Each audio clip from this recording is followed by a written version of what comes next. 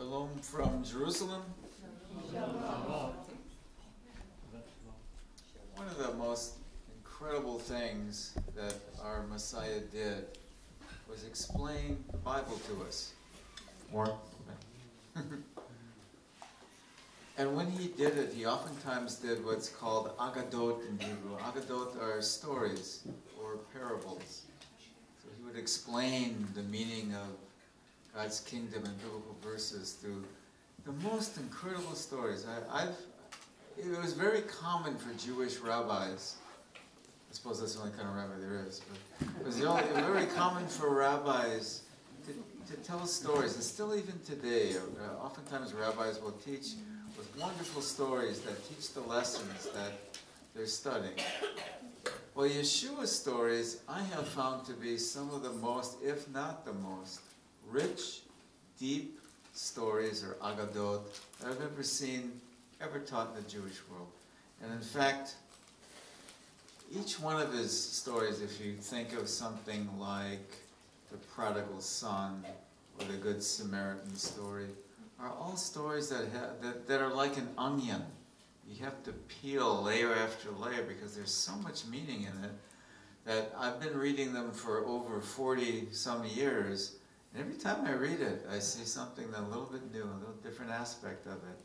But I have to think, when he told an Agadah story, it was meant to be thought about for years. You don't just understand it once and then go on your way. Well, one of the stories that he told is from Luke chapter 18. And I want to read it to us because I think it's very, very relevant for you today. It says this, starting at verse 1. Then Yeshua told his students in Agadah a story to show them that they should always pray and not give up. And there's the lesson right there, the main one. You should always pray and not give up.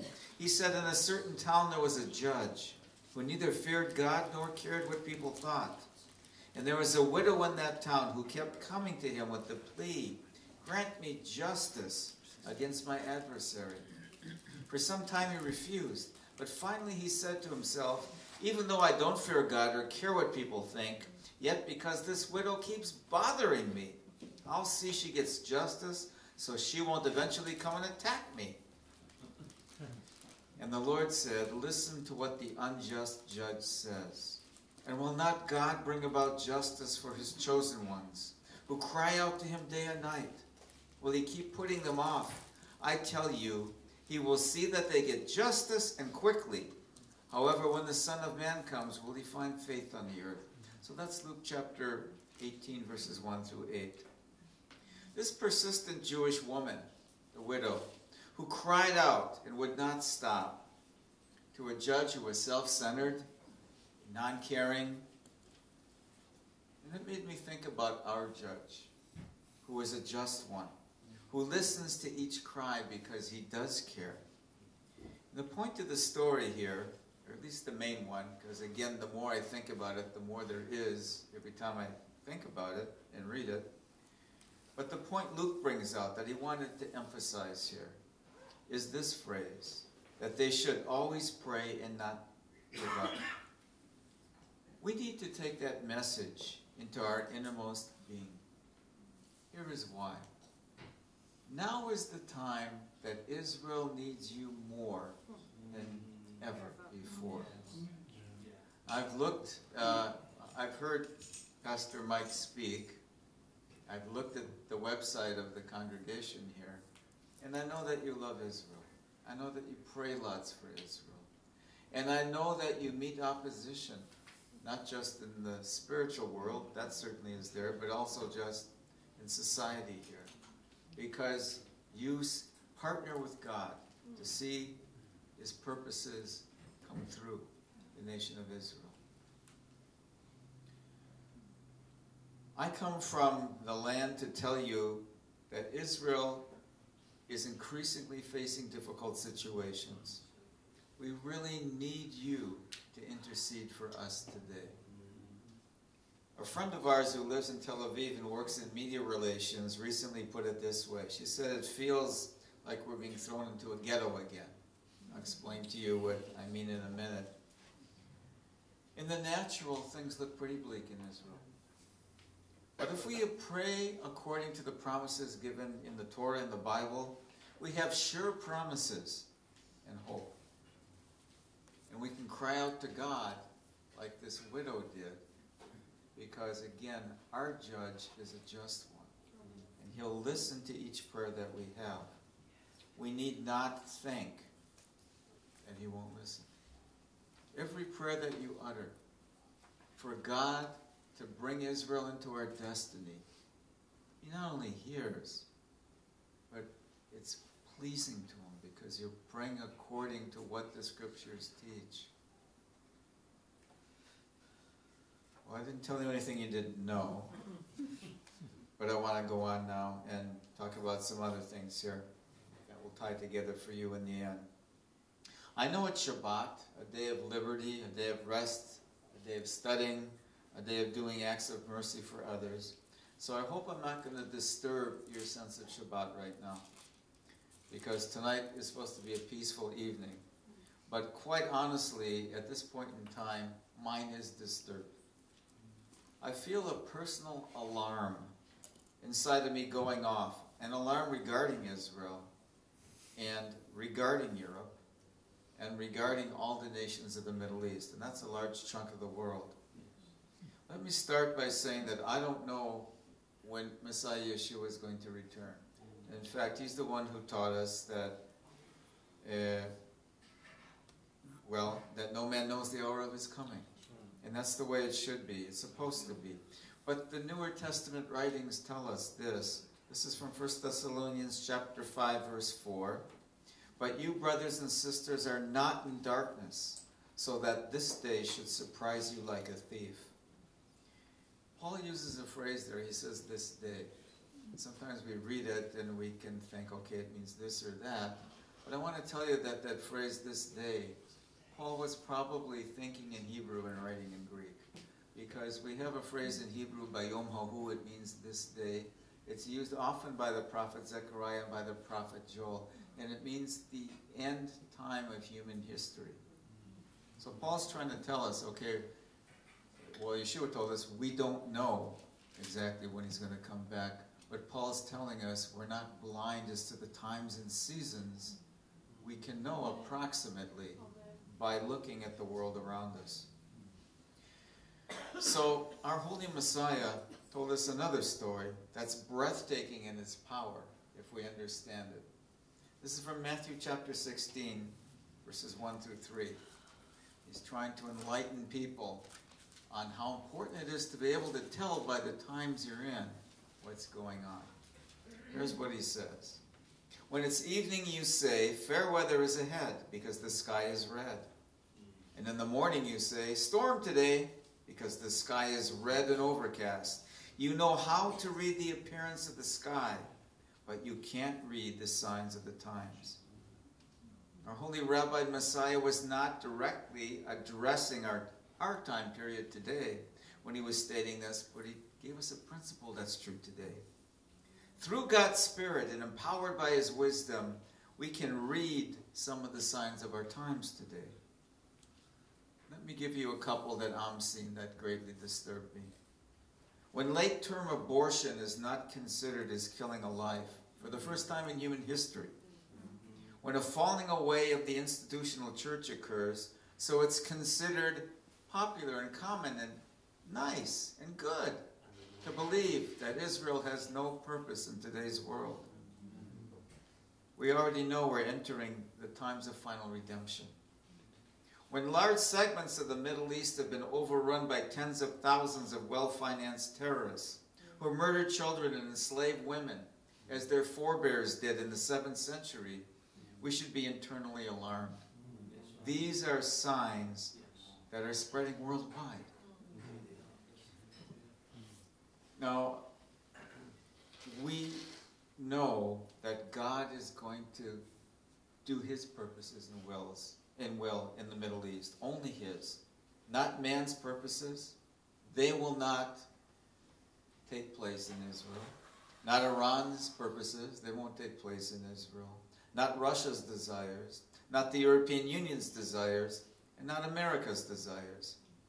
In fact, only God's desire, only His plan will take place in the land that we live in and love so dearly.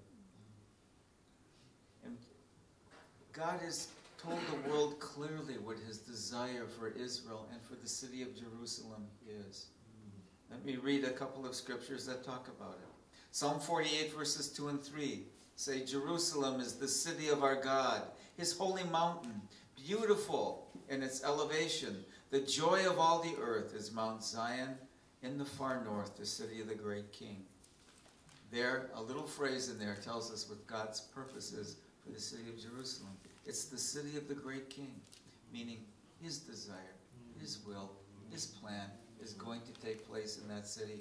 That city was created and brought into being so that God's purposes would be done in her. Amen. Zechariah chapter 14 verse 4 states, on that day, His feet, referring to the Messiah, will stand on the Mount of Olives, which is in the eastern part of Jerusalem. Zechariah chapter 14 has not yet occurred in human history, either as 12 or 13. And therefore, we await a future day when the purpose for the city of Jerusalem will be to bring in the Messiah once again. And then verse 16 of Zechariah chapter 14 follows it, and it says this, finally, everyone remaining from all the nations that came to attack Jerusalem will go up every year to worship the King, the God of the heavenly armies, and to keep the festival of Sukkot. So again, we see a further purpose for the city of Jerusalem in the future. It will be to be a place of pilgrimage by representatives from all nations of the world who will come to keep Sukkot and to worship God. Another purpose, Joel chapter 4 and verse 2 states this, I'll gather all nations and bring them down to the valley of Jehoshaphat, which we can identify today as the Wadi Joz. It's a dry riverbed right inside the city today. I'll enter into judgment there for my people, my heritage Israel, whom they scattered among the nations when they divided my land. Jerusalem will be a place of judgment for the nations in the future. And then Isaiah chapter 66, verses 10 through 12 state this, rejoice with Jerusalem, be glad with her, all you who love her. Rejoice, rejoice with her. So Jerusalem should be a reason for rejoicing for you in terms of what the future of the city is going to be. All you who mourn for her, so that you nurse and are satisfied by her comforting. Drink deeply and delight in the overflow of her glory. For God says, I will spread shalom over her like a river, and the wealth of nations like a flooding stream. You will nurse and be carried in her arm and cuddled in her lap. Now looking at those 5 sets of scriptures, twice in Psalm 48, Jerusalem's called the city of our great King. In the Bible, in the Torah, when something is written twice in close proximity, that's like putting 3 or 4 exclamation marks at the end of the sentence. There's an emphasis here. And what does that mean? It means that Jerusalem is going, scriptures tell us again very strongly, is going to serve the purpose for which she's created. And I want to encourage you with that, because as you pray and intercede for Israel, that I'm going to talk about in a second, you can know that these are the things that you're going to be praying, in a sense, agreeing with God as it comes into being. These are the things you're partnering with Him to see happen. Psalm 2 as well states that Messiah will rule over the nations from Jerusalem. It states, I myself, meaning God, have installed my king on Zion, my holy mountain. Jerusalem's not what she's going to be in the future. Isaiah describes her as a city of comfort, a wealthy city of shalom. And we know these are God's plans for Jerusalem, and they will happen. So now let me talk a little bit about you in this. I want to tell you this evening that a real war is occurring around us all. That disturbs me a bit. But we see it in Israel, as Messiah taught us, national war against nation and kingdom against kingdom. And we can see the setup for this occurring right before our eyes today. In Syria today, over 100 different militias, armies, terror groups and organizations are warring against each other, causing a humanitarian crisis that's shocking. The United Nations has stopped counting the dead in Syria after the number hit 400,000. Recently, Russian planes have bombed cities there, while the Syrian government is using chemical weapons against its own people. War crimes have occurred, and then I'm going to add on the end of this that all those 100 groups hate Israel, all of them. In my lifetime, and now I have white hair, so I'm no spring chicken, as we say in our dialect of English. The Middle East has never seen chaos like this. In Israel, we're looking up at a firestorm approaching our borders. Russian troops, Russian naval and air forces are now quartered in Syria for the first time in at least 40 years. A mere 75 kilometers from our borders. They're attacking sites in Syria and are accountable to nobody for it. Iran, as you know, is led by fanatical Shiite anti-Semites and have now been enabled by the world to attain nuclear power. Iran not only has a military presence in Syria just north of us, but through their proxy army Hezbollah have taken control over Lebanon, again on the northern border. Iranian weapons flow through a pipeline that pumps rockets, missiles, and mortars from Iran to Somalia, where these are hauled overland to Egypt, then to Gaza, to be launched at our people. Now some people will say, you know, you're dreaming all this, it doesn't really exist. But ask my wife, who or maybe it was 2 years ago now, endured a night of rocket attack in our town. 7 rockets crashed into the town that we live in, jarring the entire town as each one hit. The largest one was an Iranian-made long-range rocket shot from Gaza. All this raises my internal alarm because you can see what's going on our borders. Now, we have many friends in Poland. Marguerite and I go there a couple times a year. And we ask them, are you concerned about your nation with expanding Russian military and economic presence, both in the Middle East and in Europe? And I didn't like their answer. It was a very concerned yes. Almost every Polish person who's a believer who will ask will respond in that way. Hezbollah, that I just mentioned, has an arsenal of 120,000 rockets aimed at Israel today as I speak. Iran has 4,000 soldiers deployed in Syria and some 100,000 personnel, including soldiers, in Iraq right now. So what I'm trying to tell you is the Middle East does not look like a place where shalom could ever be. Because right now it's in the midst of utter chaos and more buildup with no end in sight to everything that I'm mentioning. Every time I get on a bus in Israel, and I get on one maybe once a week to travel somewhere, I find myself praying for every single person who gets on the bus. And I find myself praying, oh God, in the day that's to come, preserve this person and their family. Let them call out to you and let them not be killed or captured. And you know, it's very difficult when you're in Israel to pray for everybody getting on a bus because the buses are stuffed and people are getting on and off all the time. But the thing that helps me is that there are a lot of people praying on buses and on street corners in Israel like this, you might see. All times of day and night. So if I'm praying on a bus, nobody really cares. I see it all the time, so you're very free to do it. With the elections that took place this past week in the United States, I think we in Israel can make a mistake. And that's the hope, again, that the United States is going to save us from all of what I just described to you.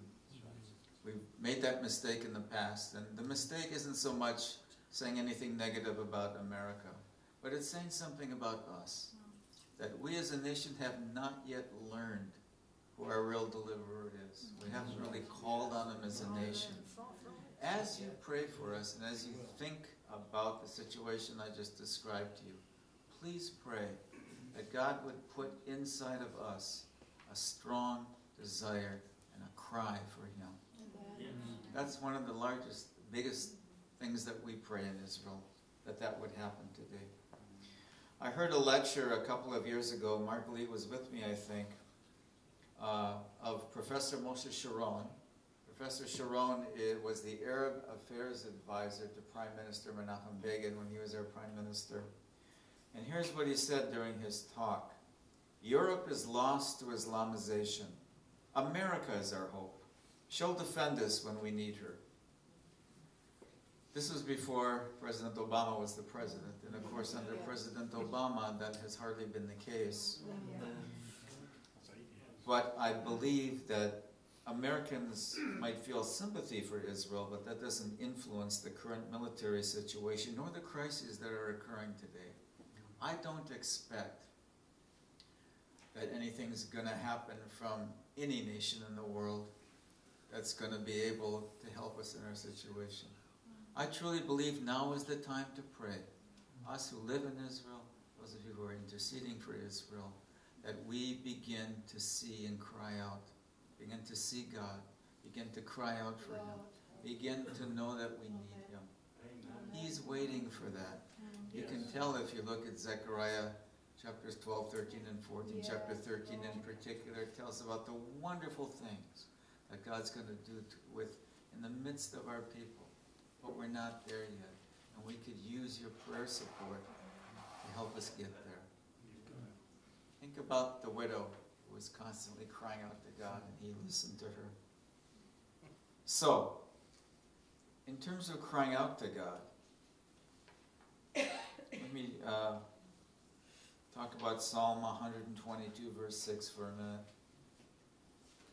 Psalm 122, verse 6, oftentimes I think it's a bad translation that robs us of understanding really what's being said.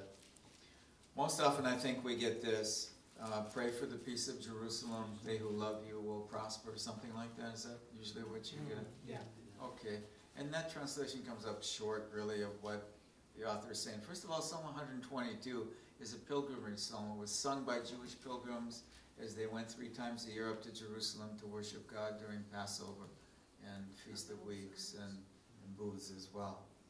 So verse 6 comes in, and it really says this: ask diligently about the shalom of Jerusalem. That's what's being requested from those pilgrims. Now, being that you, according to Romans 11, are grafted in to the root of the olive tree of Israel, this psalm, because now the scriptures of Israel become your scriptures, this psalm also has much to do with your lives. This is a verse that gives you a role and a challenge. It gives you a concrete job and gives you a relationship to all Israel. Verse 6 says, ask diligently about the shalom. And you know, shalom is the Hebrew word for total peace, including one's physical and mental health. Often we have, again, this verse translated as pray, and we leave it at that. But let me bring out that the word here does not mean to pray. It can include prayer, but we have another word in Hebrew for praying. The psalmist isn't just asking you or I to pray for shalom in Jerusalem, although if all believers would do that today, I'd be very happy. Instead, the word used, sha'alu, means to approach a high authority with consistency and ask vigorously about a matter that's important to you. And now let's hook back to the widow who approached the unjust judge about something important to her, getting the judgment she needed against her adversary. She kept coming. She kept coming. She kept coming. She knows that judge wouldn't even hear her. She kept coming. Like again we say in good old American English, she was in his face. You say that here? All right. Well, Psalm 122 is basically telling us that we can get in God's face, because you know it'll please Him, because He's the one who's asking us to do this. To vigorously ask about the shalom of Jerusalem. in the rabbinic court system, the Jewish world, during the days of the Bible had a court system. The Sanhedrin was the highest court in the land. In the court system, you could go to a rabbi, and usually the rabbis were functioning as judges, and ask him for a judgment about something. So, I'll give you an example of this. Yom Kippur is talked about in Leviticus chapter 16, Leviticus chapter 23. I see you recognize its importance from the Bible, biblical teaching. If I'm 90 years old and I want to fast on Yom Kippur because I believe that all Israel is instructed to do it in the Torah, and I would do it, but my son or daughter say to me, wait a minute, you're 90 and you're going to fast all day and not drink water, you could die. You're too old to do that. And I'm thinking to myself, but I really want to do what's written. I'm supposed to do that. I'm still alive. I'm still part of Israel. So what I could do is go to my local rabbi or judge and say, would you solve this situation for me? I want to fast, but my doctor and my children tell me if I do, my doctor says I could die, or I could pass out. My children are begging me not to because they're afraid for me. Yet I have such a desire, Rabbi, to fast and to please God. What do I do? Now, what the rabbi is going to do is he's going to vigorously ask his colleagues, what do you think should happen here? He'll look up similar situations like this that have gone to rabbinic court and see what the decisions were. He might pray about it. He might call his teachers and rabbis about it to see what they would say to do. And they would undoubtedly tell the elderly person not to fast. That's what the ruling would be. But the process that took place is one of the person approaching the judge and rabbi with a very important matter that urgently needs to be solved. That is what you are being encouraged to do in Psalm 122, verse 6. To approach the high authority with an urgent matter that needs to be solved. And what's that urgent matter, my friends? Israel needs to come to a place where we call on God. And we need to walk in our destiny. If we do that, then you know that Messiah is near. So, if you would please pray in that direction, I would be most grateful. And again, I don't want to keep us here too long. I don't know, so I could stand up. But I want to say one more thing. There's a very simple thing that Yeshua taught. Some of his teachings are very simple, and you can just, hear it once, and it does mean what it says. We call this in Hebrew the Pashat meaning. Pashat means very simple, but very powerful. Nothing Yeshua said was anything other than incredibly powerful. He said, all things that you ask for, believing you will receive. That's a daily challenge to me. We don't have to, he said, babble on and on when we're praying. Just tell him what we need. Approach him. We can freely do that. And so, as you do what's written in verse 6 here, again, you can know that you'll receive the answer to your prayers. It's really that simple. So, please be encouraged. Do what's written in Psalm 122, verse 6. I can't tell you what that looks like for you. I don't know, I'm not in your shoes, but I do know that God is there to guide you so you can learn how to vigorously approach God and ask about the Shalom of Jerusalem. He will lead you on how to do that. And let me thank you for doing that, because some days we wake up in Israel and you can just feel the warfare that's going on for the future of that country. And you feel like going right back to bed. But sometimes we just have an impression that it's the prayers of people from outside the country like you are giving us the strength to get up and do what it is that God puts on our plate for that day. It really makes a difference on a day-to-day basis. So thank you for what you do.